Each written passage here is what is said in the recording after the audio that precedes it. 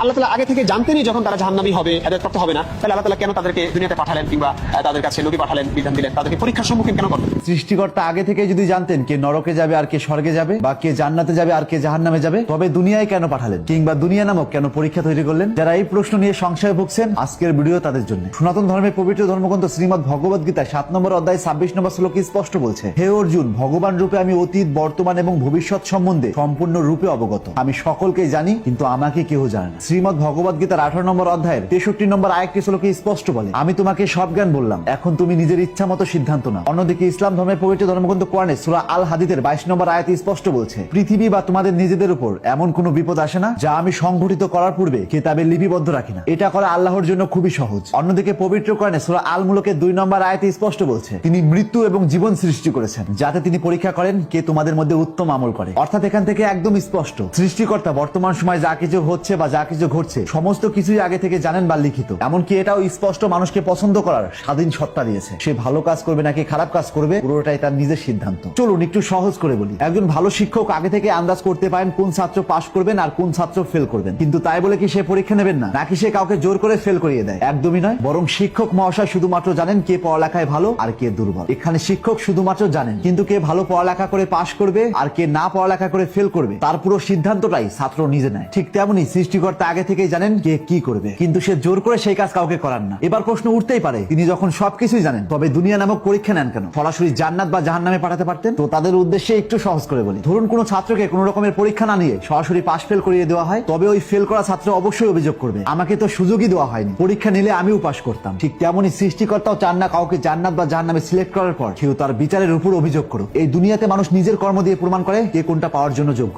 এখানে ঈশ্বর শুধুমাত্র সেগুলো আগে থেকেই জানেন, কারণ ঈশ্বর সবার ঊর্ধ্বে, তিনি অন্তর্যামী। অর্থাৎ ঈশ্বর লিখে রেখেছেন বলে আপনি জান্নাত বা জাহান্নামে যাবেন এমনটা নয়, বরং আপনি জান্নাত বা জাহান্নামে যাওয়ার মতো কর্ম করবেন বলেই তিনি আগে থেকে লিখে রেখেছেন। এবার আবারও প্রশ্ন উঠতে পারে, ঈশ্বরই যদি সমগ্র মানব জাতিকে সৃষ্টি করেন তবে পাপ পুণ্যের ধারণাই কেন রাখলেন? পাপ পুণ্য না থাকলেই তো সমস্ত সমস্যা শেষ। এর জন্য ইসলাম ধর্মের পবিত্র ধর্মগ্রন্থ কোরআনে সূরা আশ-শামসের 7 থেকে 8 নম্বর আয়াতে স্পষ্ট বলছে, তিনি মানুষের আত্মাকে গঠন করেছেন এবং তাকে তার পাপ এবং তাকওয়া অর্থাৎ ভালো মন্দ বুঝিয়ে দিয়েছেন। এবং সনাতন ধর্মের পবিত্র ধর্মগ্রন্থ শ্রীমদ্ ভগবদ গীতা 3 নম্বর অধ্যায়ে 36 থেকে 37 নম্বর শ্লোকে স্পষ্ট বলে, অর্জুন ভগবান শ্রীকৃষ্ণকে জিজ্ঞেস করেন, মানুষ কেন পাপ করে? ভগবান শ্রীকৃষ্ণ প্রতি উত্তরে বলেন, কাম, ইচ্ছা, আসক্তি ও ক্রোধ থেকেই পাপের উৎপত্তি। অর্থাৎ মানুষের ভিতরে ভালো খারাপ দুটো সত্তাই রয়েছে, কিন্তু কোনটা বেছে নেবে সেটা মানুষের সিদ্ধান্ত। পাপ কোনো আলাদা বস্তু নয়, বরং মানুষের ভিতরে প্রবৃত্তি থেকেই আসে। চলুন আরেকটু সহজ করে বলি, ধরুন পৃথিবীতে পাপ বলে কিচ্ছু নেই, তাহলে কি হতো? নিশ্চয়ই ভালো খারাপের কোনো অস্তিত্বই থাকতো না। সৎ হওয়া বা ন্যায়পরায়ণ হওয়া এগুলোর কোনো মূল্যই থাকতো না, কারণ ভালো বোঝা যায় তখনই যখন খারাপ পাশে থাকে। যেমন আলো বোঝা যায় অন্ধকার থাকলে, দিনের বেলায় কেউ টর্চ জ্বালিয়ে প্রমাণ করে না টর্চের আলো আছে। অন্যদিকে স্বাস্থ্য বোঝা যায় অসুস্থ থাকলে। তো ভিডিও শেষে একটা কথাই বলতে চাই, ঈশ্বর কোনো পাপ করার না, বরং তিনি ভালো খারাপের অপশন রেখেছেন। যেমন একটা রাস্তা দুই দিকে গেছে, একদিকে ভালো পথ আর একদিকে খারাপ পথ। রাস্তা আছে বলে তুমি খারাপ পথেই যাবে এটা নয়, বরং তুমি নিজেই বেছে নিয়েছো তুমি খারাপ পথে যাবে। অর্থাৎ পাপ না থাকলে পৃথিবী হয়তো সহজ হতো, কিন্তু তখন নৈতিকতা থাকতো না এবং ভালো মন্দের মূল্য থাকতো না। তাই সৃষ্টিকর্তা দুনিয়া নামক এত আয়োজন। তাই আজ থেকে চোখ খুলুন আর এরকম ইন্টারেস্টিং ভিডিও প্রতিনিয়ত পাওয়ার জন্য তাপস এক্সপ্লোরার পেজটিতে ফলো দিয়ে রাখুন।